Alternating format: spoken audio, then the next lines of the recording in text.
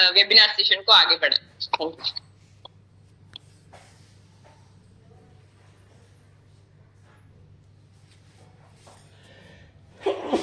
Thank you madam. दोस्तों नमस्कार, मैं डॉक्टर श्याम गोलो फिर से एक बार आपका इस ट्रेनिंग सेशन में स्वागत करता हूं। मैं आशा करता हूं कि आप सभी लोग स्वस्थ हैं और आप अपने साथ अपने परिवार का यानी घर का परिवार और एमसीएल परिवार दोनों का ख्याल रख रहे हैं। मैं ये भी उम्मीद करता हूं कि आप सभी लोग 1 घंटा बहुत अच्छी एक्सरसाइज कर रहे हो, अपने हार्ट अपने लंग को मजबूत कर रहे हो और अपनी इम्यूनिटी को बढ़ा रहे हो। तो चलिए शुरुआत करते हैं आज के इस सेशन के साथ। शुरुआत हमारे एमसीएल फंडिंग स्टेटस के साथ। दोस्तों एमसीएल फंडिंग के बारे में, एमसीएल का ये फंडिंग ट्रांजैक्शन प्रोसेस ये भी शुरू हो चुका है और हम उम्मीद करते हैं कि अगले शुक्रवार तक इसकी रिसीविंग की भी शुरुआत हो जाएगी और एक बार ये फंड रिसीव होने के बाद हम इसका डिस्ट्रीब्यूशन, हम यूटिलाइजेशन शुरू कर देंगे। इसके बारे में ऑफिशियली आप सबको अवगत करेंगे। दोस्तों इस फंडिंग के बाद हम हमारे जितने भी एमसीएनजी प्रोजेक्ट है उनका काम शुरू करेंगे। हमारे जितने भी एमकोल के प्रोजेक्ट है उनका काम शुरू कर देंगे। लेकिन सबसे महत्वपूर्ण बात यह है कि हमारे परिवार में जितने भी सदस्य हैं, जितने भी उद्योजक हैं, हर एक उद्योजक के लेवल पे, हर एक सदस्य के लेवल पे उनकी क्षेत्र के लिए बिजनेस की एक्टिविटी की शुरुआत करेंगे। वहां रेवेन्यू और प्रॉफिट कैसे शुरुआत होती है उसके ऊपर काम करेंगे, क्योंकि बहुत महत्वपूर्ण है। हमें किसी भी क्षेत्र का विकास करना है, सर्वांगीण विकास करना है, तो उसकी शुरुआत हमेशा बिजनेस के साथ होती है और हम उसी की शुरुआत, हमारे हर क्षेत्र को सुजलाम सुफलाम बनाने की शुरुआत हमारे हर सदस्य के क्षेत्र के ऊपर बिजनेस एक्टिविटी से करेंगे। और आने वाले दिनों में हर शुक्रवार, हर वेबिनार हम सिर्फ इसके ऊपर बात करेंगे, इसी चीज को आगे बढ़ाएंगे, इसी लक्ष्य के लिए काम करेंगे। दोस्तों हम हमेशा जब स्कूल में होते हैं, कॉलेज में होते हैं, तो हमारे कई सारे सपने होते हैं। हमारे करियर को लेके, हमारे ऑक्यूपेशन को लेके चॉइसेस होते हैं। हमारे सपने होते हैं कि हम डॉक्टर बनेंगे, हम इंजीनियर बनेंगे, हम एडमिनिस्ट्रेशन में जाएंगे, या हम एक बहुत अच्छे लॉयर बनेंगे, या हम बहुत अच्छे टीचर बनेंगे और हमारे समाज में लोगों की सेवा करेंगे, हमारे समाज को बेहतर करेंगे, हमारे देश को आगे लेके जाने में मदद करेंगे।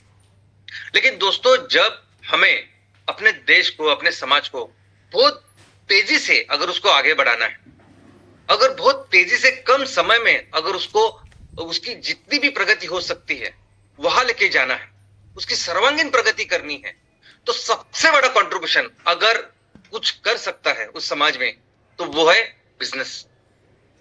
दोस्तों बिजनेस एक ऐसी चीज है ना जो हमारे देश को आगे लेके जाने में, इनफैक्ट पूरे राष्ट्र निर्मित में सबसे बड़ा कंट्रीब्यूशन कर सकती। अभी जापान जैसा देश जो पूरी तरह से बर्बाद हो चुका है, ऐसा देश महज 20 साल के अंदर वो देश दुनिया की सबसे बड़ी फास्टेस्ट ग्रोइंग इकोनॉमी बन जाती है। उसका कारण है बिजनेस। अमेरिका हो, यूरोप हो, या जितने भी अभी डेवलप्ड नेशंस हम देखते हैं, उसका कारण है कि उन्होंने पहला फोकस किया वो था बिजनेस।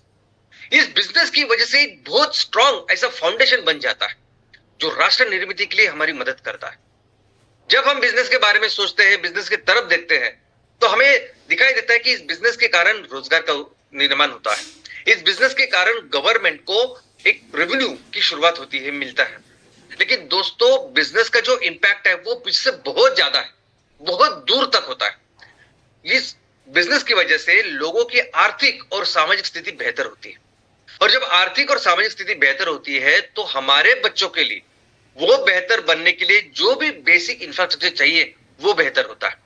उनकी शिक्षा, एजुकेशन बेहतर होती है। उनके अपने टैलेंट के लिए जो भी उनको करना होता है वो विकसित करने के लिए कई सारे ऑप्शंस शुरुआत होती है, उसके लिए सपोर्ट सिस्टम तैयार होता है।